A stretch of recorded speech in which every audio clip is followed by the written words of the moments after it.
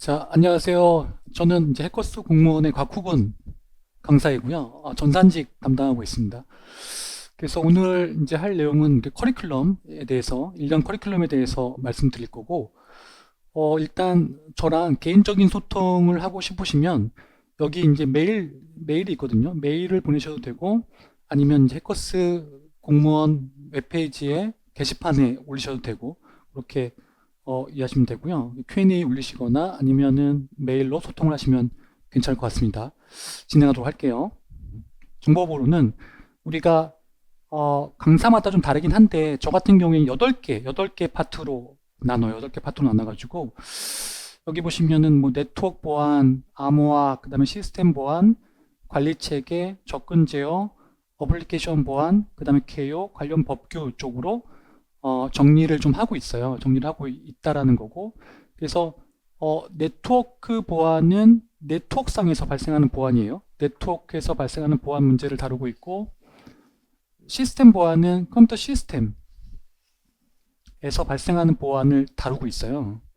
근데 이제 암호학이 빈도로 보면 얘가 가장 많이 출제되고 있어요.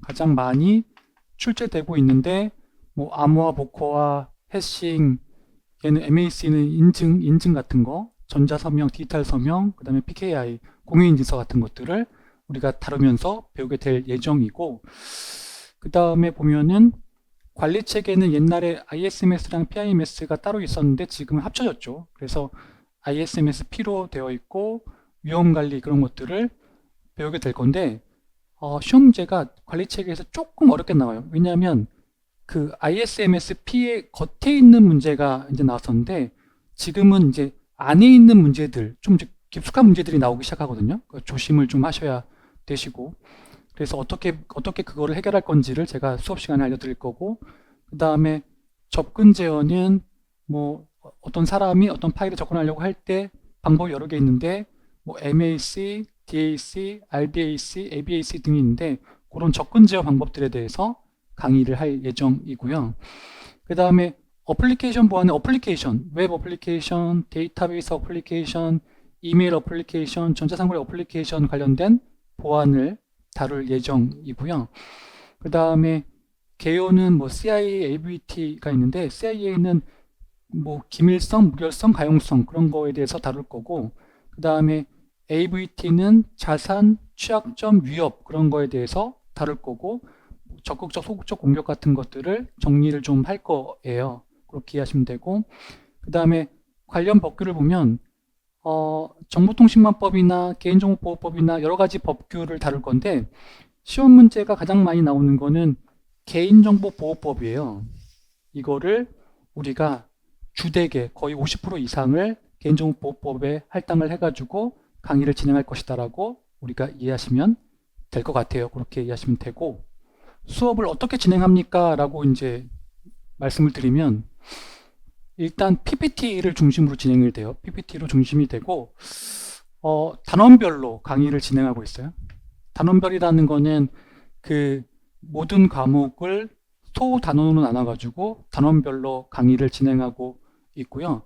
그 다음에 어, 라인 바이 라인으로, 그래서 그 파워포인트 있는 내용을 한 라인씩 체크를 하면서 강의를 할 건데 그러니까 옛날에는 그러니까 체크 한 라인씩 하지 않고 이제 중요한 부분만 강의를 했는데 그게 조금 문제가 있어서 그 다음에 이제 라인 바이 라인으로 강의를 했는데 그것도 약간 문제가 있어가지고 그 두 개를 결합한 방식으로 강의를 할 거예요. 그렇게 이해하시면 되고, 그래서 이해를 요하는 부분과 중요한 부분이라는 건 당연히 기출에 나온 부분이에요. 기출에 나온 부분에 대해서는 상세하게 설명을 할 거다라는 거예요. 그리고 단원 강의 후에 요약 정리를 할 건데 키워드로 요약 정리를 하고요. 키워드로 요약 정리를 하고 그 다음에 그림이랑 표로 요약 정리를 또 따로 해드릴 거예요. 그렇게 이해하시면 되고, 그런 다음에 요약 정리한 다음에 선별된 기출풀이를 할 거다. 선별해서 기출풀이를 할 거다. 이렇게 수업 소개가 되고 있는 거고, 그 다음에 이제 강의 특징 보시면요. 강의 특징 보시면 일단 PPT를 사용하기 때문에 판서가 좀 적어요. 판서를 이제 해야 될 부분은 있긴 한데 그걸 최대한 줄였고요. 그 다음에 그림과 표를 최대한 활용하고 있어요. 그래서 이해가 높이는 거고, 말씀드린 것처럼 단원을 정리하는 하나의 표나 하나의 그림을 항상 제공하고 있고요. 그거를 우리가 나중에 보면 여러분들이 단권화를 할 때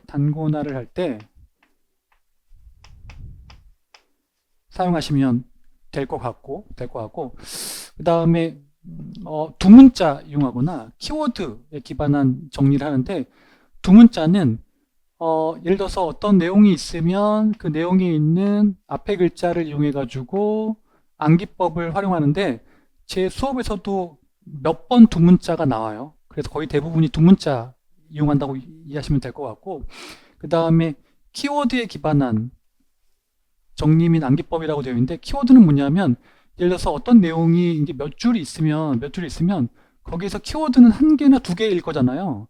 그 키워드를 뽑아내서 그거를 강의에 녹일 거예요. 그거를 이제 암기하라고 말씀드릴 거예요. 그렇게 이해하시면 되고, 그래서 정리하면 그림표로 구조화하고 두 문자로 암기하는 키워드 중심 학습 방식이에요. 그게 제 강의 제목이 항상 포인트가 붙는 이유가 그래서 포인트라고 하는 거예요. 그렇게 이해하시면 되고, 그래서 보면은 1년 강의 커리큘럼 보시면요. 일단 기본 심화가 4개월이에요. 4개월이고, 기본에서 전체 3분의 2를 강의를 하고, 심화에서 나머지 3분의 1 강의, 그러니까 이어지는 강의라고 보시면 되고, 그 다음에 기출풀이가 2개월인데, 얘는 2014년부터 국가직, 지방직, 서울시, 지방교행, 국회직, 를 다 포함한 거를 하고 있어요. 옛날에는 서울시 지방교행이 따로따로였는데 지금은 다 지방직으로 포함되어 있죠. 그래서 기출풀이를 할 건데 정답과 오답 모두 풀이를 할 거고 단원별로 구성이 되어 있어요.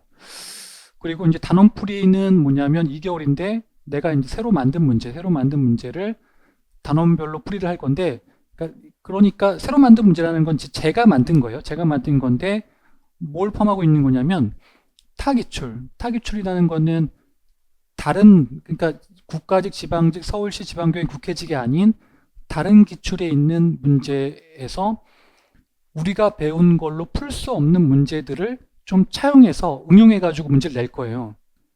그렇게 해서 실제로 이제 문제를 맞힌 경우도 있기 때문에 되게 중요한 순서라고 생각하고 있고요. 그 다음에 모의고사는 국가직이 1개월이고 지방직이 2개월 수행되는데, 여기 오면은 기존 기출 유형 우리가 배웠던 거, 그리고 새로운 유형 타기출의 동형 모의고사를 진행할 거예요.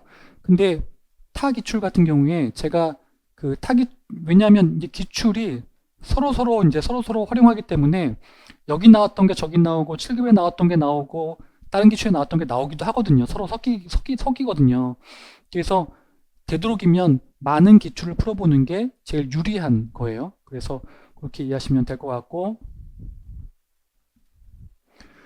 그래서 보면은 어떻게 이제 수업을 듣느냐라는 게 이제 문제인 거잖아요. 일단은 필수는 기본 심화 그리고 기출은 무조건 필수예요. 필수로 들으셔야 되고, 그 다음에 선택은 단원풀이랑 모의고사인데 요 두 개는 뭔가 좀 더 고득점을 위해서 들으셔야 된다라는 거 말씀드릴 수 있고, 그 다음에 초시생은 기본 심화, 기출 단원 모고를 다 들으시는 게 좋고요. 그 다음에 재시생, 해커스 재시생 같은 경우에는 기출 단원 모고를 들으시는 게 괜찮고, 그 다음에 재시생 타 학원에서 오셨으면은 기출 단원 모고 들으시고, 그 다음에 필요하면 기본 심화를 선별해서 들으시면 될 것 같아요. 근데 이제 자주 묻는 질문 중에 하나가 뭐냐면 다른 기출을 풀어야 합니까? 라는 건데, 그거는 케이스 바이 케이스이긴 하지만 해당 우리 기출을 양가 질의 측면에서 완벽히 분석한 후에 가시는 게 제일 좋아요. 그러니까 만약에 그러지 않은 상태에서 가면 이도저도 안 되는 거잖아요. 그렇게 이해하시면 될 것 같고, 그래서 학습법 보면요. 학습법 보면 요게 이제 포인트인데 일단 단거나 하셔야 돼요. 단거나. 요약 노트를 만드셔야 되고 그거를 시험장에 가져가시면 돼요. 그래서 어떻게 하는 거냐면 기본 심화 강의를 들으면서 단거나 노트를 작성해요. 요게 이제 뼈대죠. 뼈대를 작성하는 거예요. 그래서 어떤 내용을 해야 됩니까? 라고 자주 질문이 나오는데 제가 강의에서 중요하다고 하는 내용, 기출이나 중요하다고 하는 내용을 작성하시고 그리고 학습 정리 부분에 표와 그림이 있으니까 걔도 활용해 가지고 단권화를 하시면 돼요. 요게 뼈대를 작성하는 거예요. 요게 끝난 게 아니에요. 요게 끝난 게 아니고 그 다음에 기출, 단원, 모고를 들으면서 단권화 노트에 살을 붙이셔야 돼요.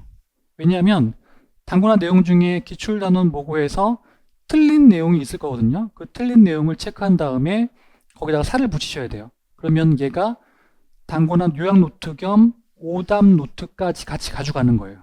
그렇게 되는 거고 그리고 뭐 새롭게 추가되는 내용이 있으면 그것도 단권화에 집어넣으시면 된다 라는 거예요. 근데 제일 중요한 게 뭔지 아세요? 일단 믿음이 필요한데 두 가지 믿음이 필요해요. 하나는 저에 대한 믿음이고요. 또 하나는 자신에 대한 믿음이에요. 그렇게 돼야 돼요.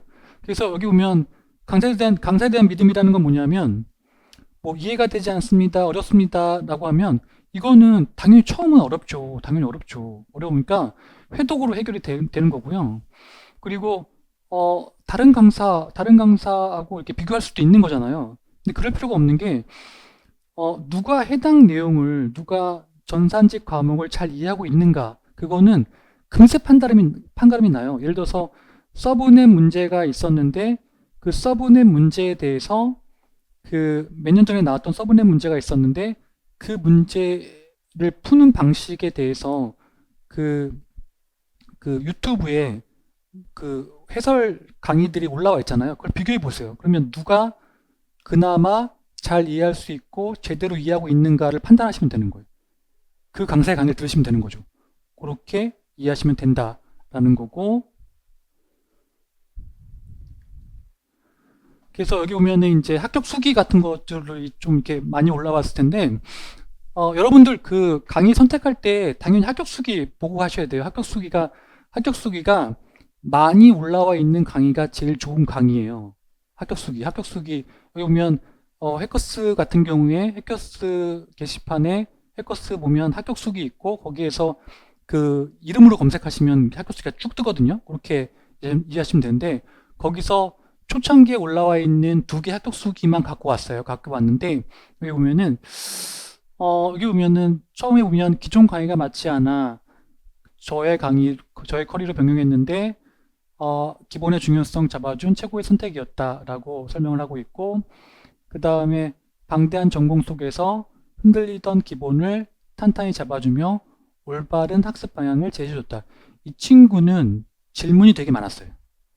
근데 저는 그 질문에 다 답변을 했고 그래서 결국엔 합격했고 그렇게 이해하시면 되고 그 다음에 교재 구매 강요 없이 핸드아웃 제공했다라는 거는 예전 같은 경우에는 뭐 PDF로도 제공하고 그랬는데 지금은 다 책으로 나와 있기 때문에 그렇게 이해하시면 되고 그 다음에 단원별 기출과 고퀄 모의고사로 효율적인 학습 가능했다라는 거 말씀드린 것처럼 그 모의고사에서 실제로 시험 문제에 나온 경우가 있어요. 그거는 여러분들이 뭐 수강 후기나 그런 거 보시면 아세요. 합격 수기나 그런 거 보면 아실 거고 그 다음에 PPT 기반으로 깔끔한 강의 진행하고 최신 출제 경향까지 반영하고 빠른 질문 답변도 큰 장점이다라고 해 주셨고 그 다음에 여기 보면 비전공자에겐 다소 간결할 수 있으나 옛날에는 초창기 강의할 때는 전체 내용 중에 중요한 내용만 강의를 했기 때문에 이렇게 판단을 하고 있는 거고요. 그래서 기출과 병행하면 충분히 이해 가능한 구조이다 라고 설명을 하고 있는 거고요.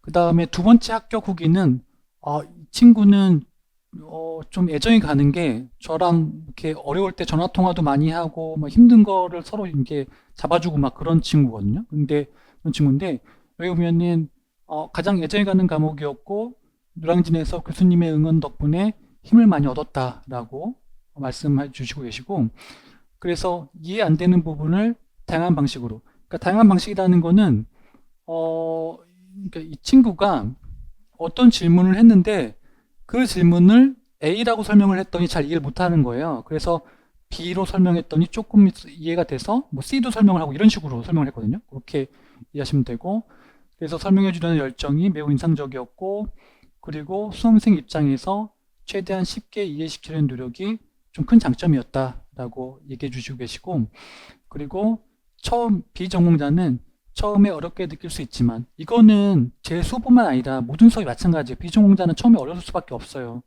그래서 반복 학습, 회독이 굉장히 중요하다라고 말씀드리고 있는 거고, 그리고 모르는 부분 넘기지 말고 질문하고 교수님과 소통할 수 있는 게 효과적인 공부 방법이다. 그래서 제일 중요한 건 많이 물어보시는 게 제일 좋아요. 제일 좋아요. 그렇게, 그러니까 회독이랑 여기 나와 있죠.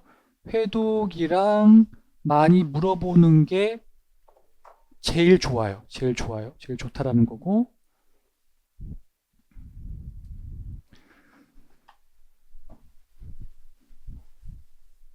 근데 이제 마지막 얘기는 약속인데요. 약속인데 일단 무엇보다 중요한 건 결과죠. 결과는 합격인 거고요. 합격인 거고. 그래서 제 수업을 듣는 모든 학생이 합격할 수 있도록 끝까지 책임지고 이끌어 나가겠습니다. 나갈 거고요. 그 다음에 목에 오면은 수강생 한 사람 한 사람이 투자한 시간과 비용이 아깝지 않도록 최선을 다해서